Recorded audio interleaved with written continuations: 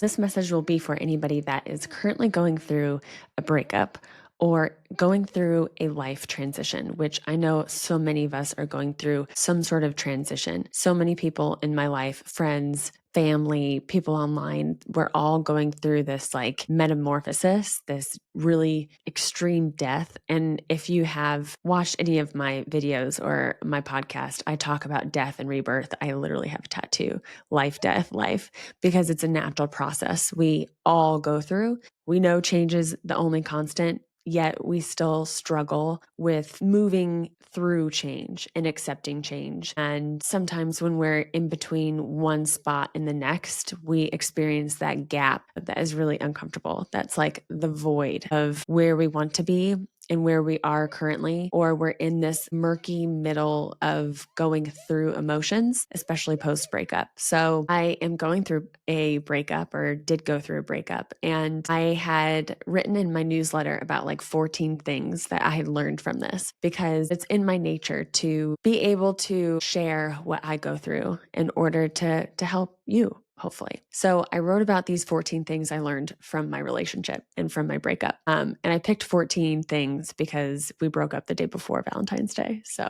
I just thought that was kind of fitting. I'm having a little tea right now, and my cup says, I long for you. So we've got the love in. And this is like not a sad experience. Obviously, endings of any sorts, of jobs, of relationships, of friendships. This is even applicable to like friendship breakups. I've also had a few of those that are they hit just as home. And sometimes they're even worse to go through the grieving process than actual romantic relationships. So I wrote a list, and I'm going to go through these 14 things that I wrote about on my newsletter. I write about a lot of things. I call them Alive Again love letters. So if you're interested in subscribing to that, I'll put the link in the show notes for that. And I send those out like every week, every other week. And yeah, it just helps you feel alive again. So the first thing that I had learned was, and this is something I was really proud of myself for, was to observe and take note. Sometimes we just have to recognize where we are just collecting data points, whether it's in a job or a relationship or whatever. And sometimes we see things and we're like, oh, okay, I don't know if I'm currently being triggered by that, or I don't know if that's a problem, if that's a yellow flag, a red flag, or maybe it's a green flag, you know what I mean? So sometimes we have to just collect our data and circle back to it.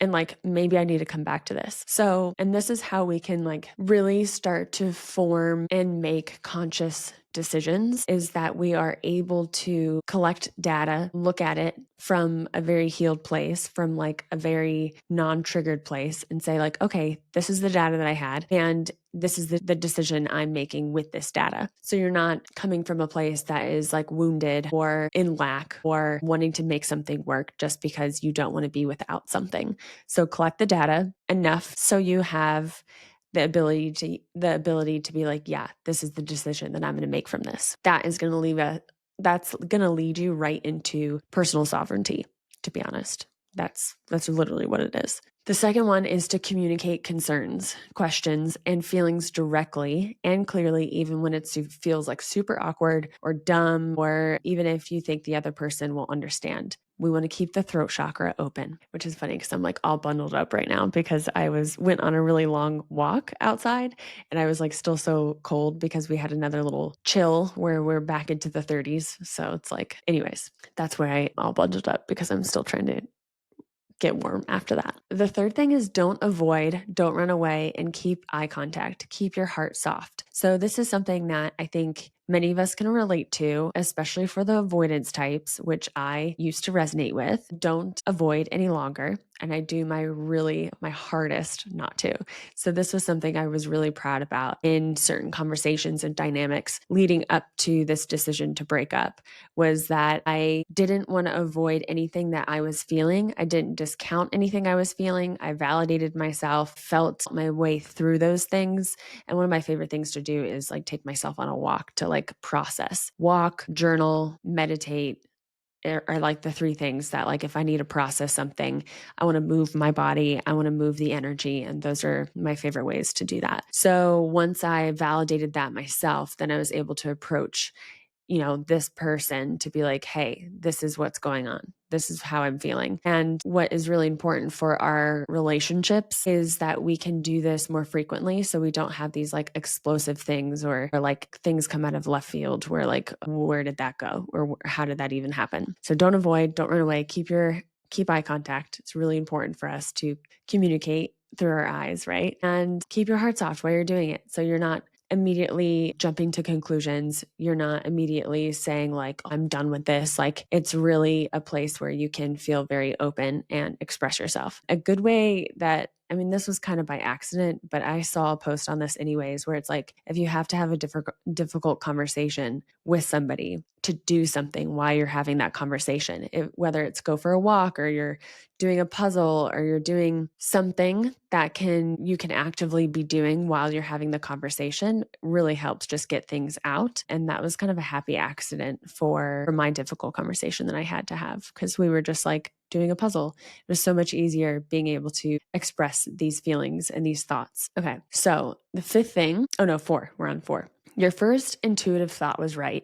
It is always right. So usually we'll have an inkling about somebody or about a situation, about a job, about something. And usually hindsight, you can reflect back and say, yeah, I kind of knew before going into that. Like I knew ahead of time to watch out for that. And this has happened when I had a really like gnarly friend breakup.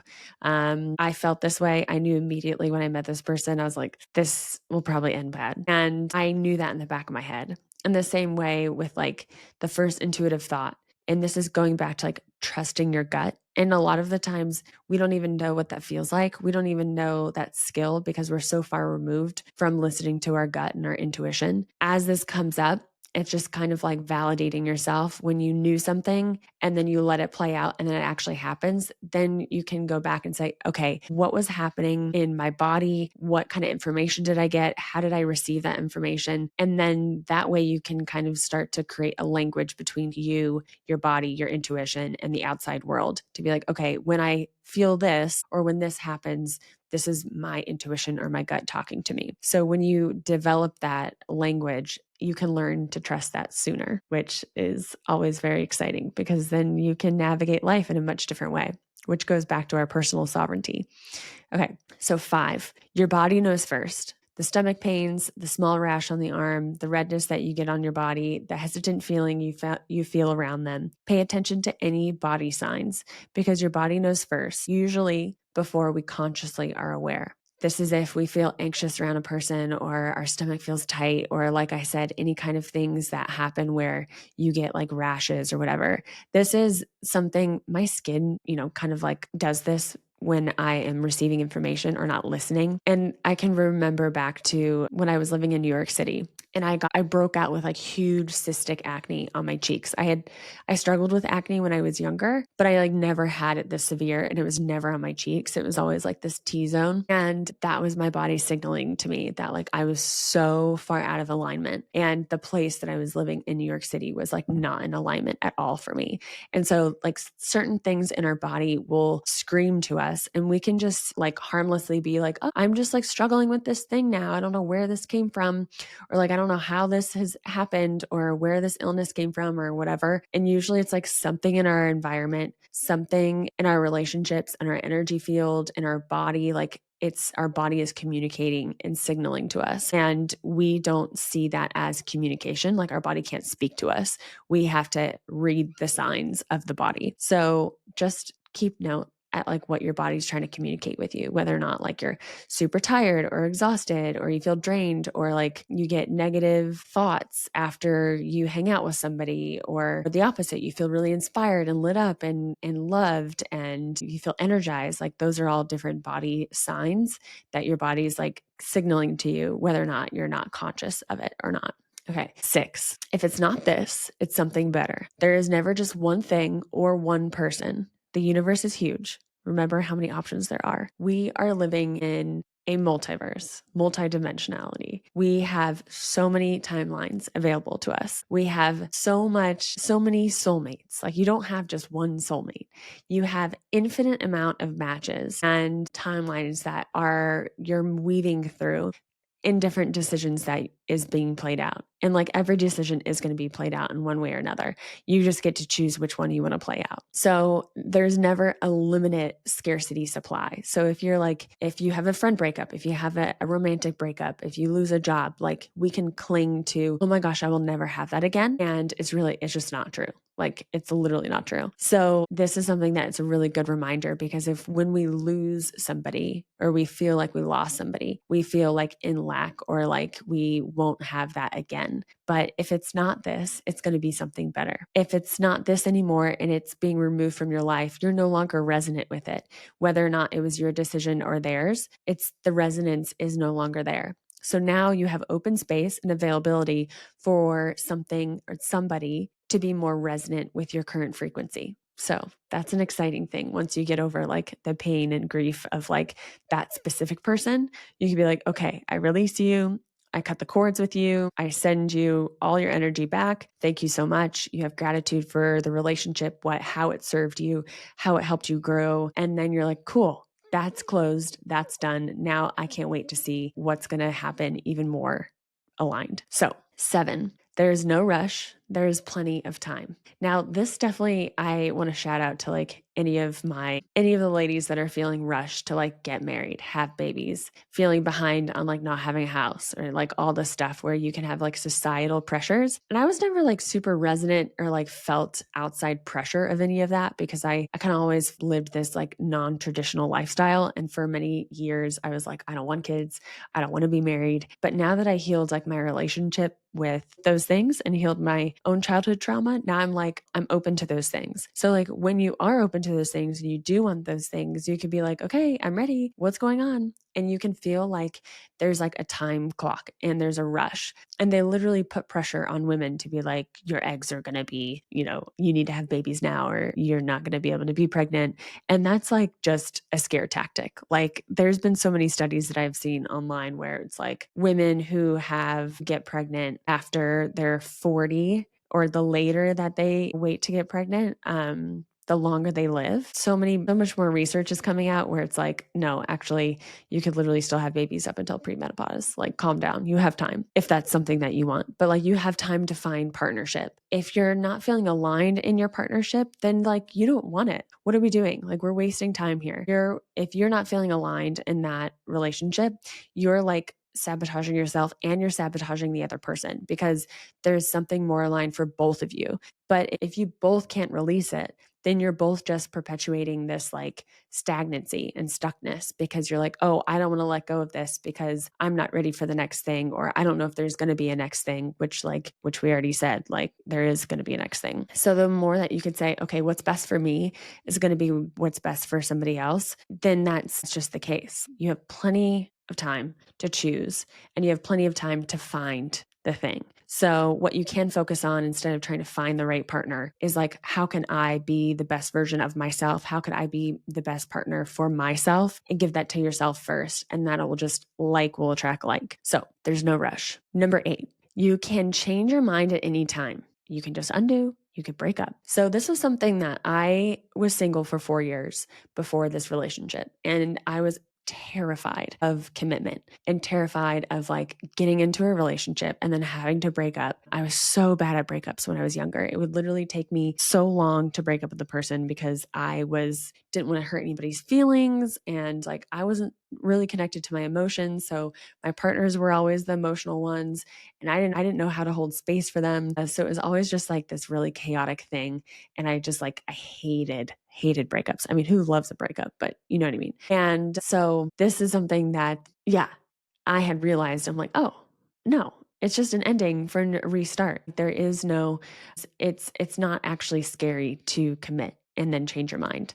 Like you get to know faster whether or not you and that person is aligned or not. You get to know faster if that job was for you, or if that situation was for you, if you fully commit. Oh, and this is something that like I was able to do, is jump with 2 feet in to this relationship. And I got to realize faster in just a few months to be like, wait, this isn't for me anymore. Whereas I stayed in a relationship for 2 years in the past and knew it wasn't aligned, but I stayed for 2 years. So there's something to be said about being able to commit and then being able to fully commit is also allowing yourself to realize if it is fully for you or not. If you fully commit, it's okay to change your mind. It's okay for it to be like, wait, that's not for me anymore. I thought I wanted that. I thought I wanted that job. I thought that was it, but never mind. It's not a big deal. Number 9, at the end of the day, you have to think about what is best for you first. And this is kind of going back to what I was saying before, is that you have to be able to understand that what is best for you will be best for them. It is in highest alignment. Like what is good for you is going to be good for them. And really, you have to be in charge and know what's best for you first, because at the end of the day, we only have ourselves. So you have to be able to say, I'm choosing this for myself, or just period. I'm choosing this. Okay, so 10. What is and this is, I keep saying this, what is in a highest alignment for you will be in highest alignment for them. Number 10. So we won't go further into that because we already talked about it. Number 11, investigate, ask questions, know the story, dig deeper. If it's not making sense, ask more questions. No, it is not too much. So this is interesting because we feel sometimes a little bit weird about trying to dig in and get to know somebody, especially if they're being like aloof, which can be tricky because like you want to get to know somebody, but we have these like guards up and you don't want to be like too much. And it's just all this like head playing game stuff. But it's like if you have a to something and you're dating somebody, you have the right to like know that thing. So it's not weird to want to know about the person or to understand the story a little bit more or to investigate a little bit of like, who is this person that I'm with? So yeah, it's okay to have that, those questions. Yeah. Okay. 12. Trust while keeping your discernment.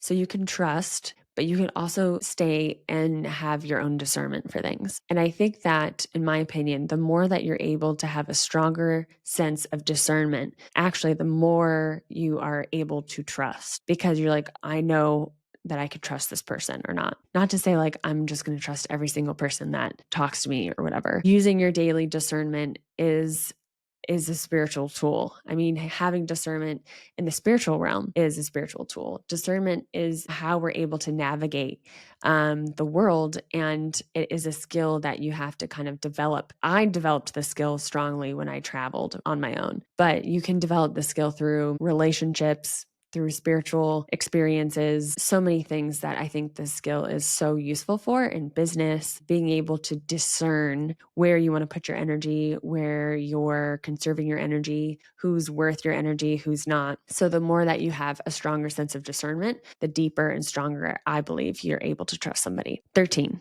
know when to walk away. This is with a creative idea, a friendship, a job, where you're living like so many things that we can just make excuses to say, oh, but this is great and this is great and this is because of that, and only look at the good things, but you have the bad things that you're like, not in alignment here. And then you just stay because you think that like it's too soon or it's all this is good. So why walk away?